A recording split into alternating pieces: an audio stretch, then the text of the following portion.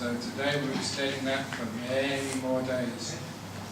But this evening, it's the first public talk for this trip of mine. And on the subjects, I wanted to make the evening talks, which are open to the general public, just more on general ways of applying Buddhism to your daily life. And I think I chose a topic for this evening on how to deal with depression, especially the Buddhist contribution to that. And the reason I chose that subject is because whether it's in Australia or Europe or United States or Malaysia, many people are now suffering from this disease called depression. And it really creates a lot of problems for themselves, their family, their work and their nation.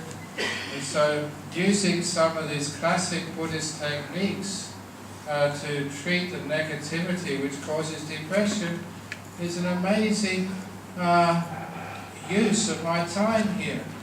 In fact, because Buddhist psychology and meditation is so well known to treat depression so effectively, this particular visit should have been sponsored by the Malaysian Department of Health.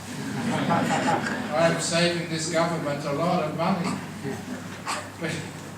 Because it was some years ago, if you may have been following my talks, that the British National Health Service were trying to investigate the best ways of treating this big disease called depression. And being a government health provider spending, I don't know, maybe billions of dollars on people's health, and realizing this was an epidemic as big as cancer and heart disease, they wanted to find out the most effective way of using their cash.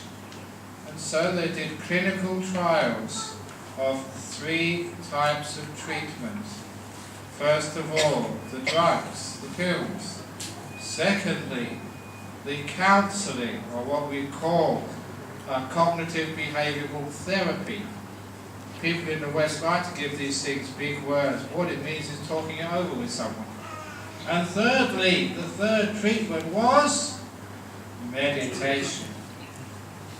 And this was not a trial done by a Buddhist country. This was a trial done by the British National Health Service. And once they completed their results, analysed them and published them, there was a huge controversy because they found out that the medication didn't work so well. In fact, it was like a placebo effect. Counselling worked effectively, had a very good result. But the clear winner was meditation. That had far better effects on treating depression than any other therapy, which is why the British National Health Service, the preferred treatment for depression is actually meditation.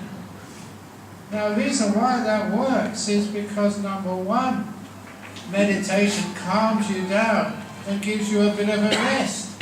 One of the reasons why people get depressed is because you've been working too hard. You've been travelling around too much, and actually that's me, I should be depressed. I've been travelling around so much. So it may be that you've been travelling around so much, working too hard. If you haven't got a positive mind, after a while you get tired. You know, a lot of depression. That's all it really is. Tiredness. Tiredness of the mind. Until we get no energy left at all. And sometimes, and not sometimes, actually through most people's life, we'll experience times of depression. And when, for example, I remember going to visit my family in UK many years ago, and they described to me what they call seasonally affective disorder, which is a type of depression which you get in places like London about this time of the year, November, December, January, February. It's so miserable in that country at that particular time. It'll make anybody depressed. I used to tell people, I remember going there and all the skies were grey. You know, you never saw the sun, you never saw a blue sky.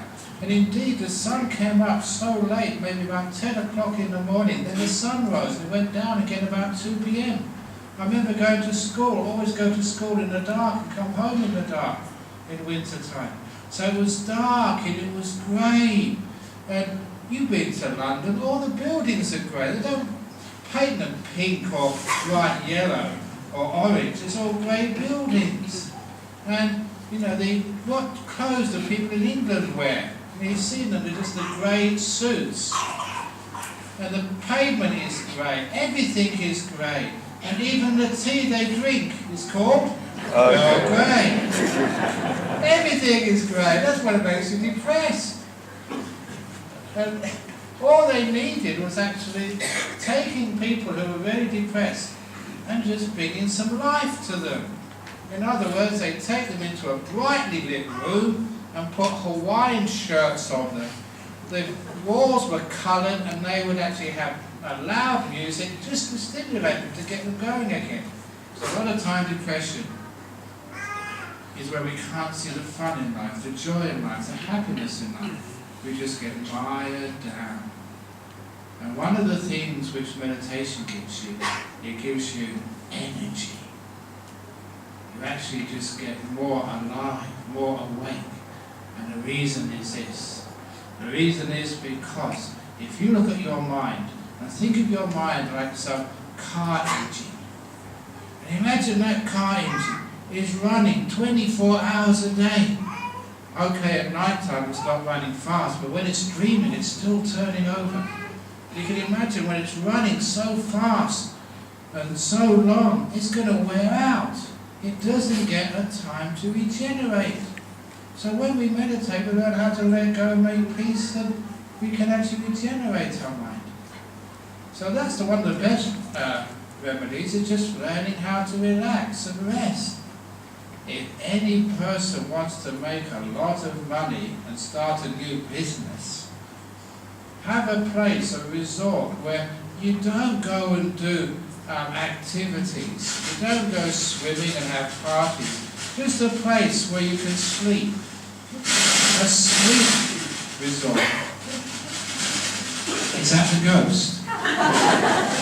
Because sometimes in the Thai monasteries they have ghosts. No, it's a ghost.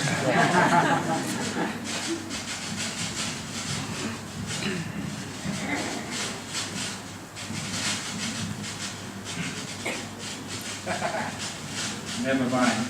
Actually, do you want to go through it while we're changing this? This was actually happened in Perth recently. But one of my disciples, she's in IT. So she's got her own IT company. And she got a contract to do a big upgrade on the IT network of the local cemeteries board. And the only way she could do that is to go to the office for about a week, which was right in the middle of one of the Perth graveyards. And she was not very happy about going to the graveyards. But see, when I talk about ghosts, they said that they like it and they sort of behave. But anyway, she didn't like going there, so she made sure she always came late, so she was never the first person to arrive. And she'd always leave early, so she was never left in the office alone. But the work was taking longer than she thought. And so when it came to just almost finishing her project, it was a Friday afternoon and she had to present the project to her boss on Monday morning. And she hadn't quite finished, it was only an hour or two. So she stayed last in the office when everybody had gone home in the graveyard in Perth.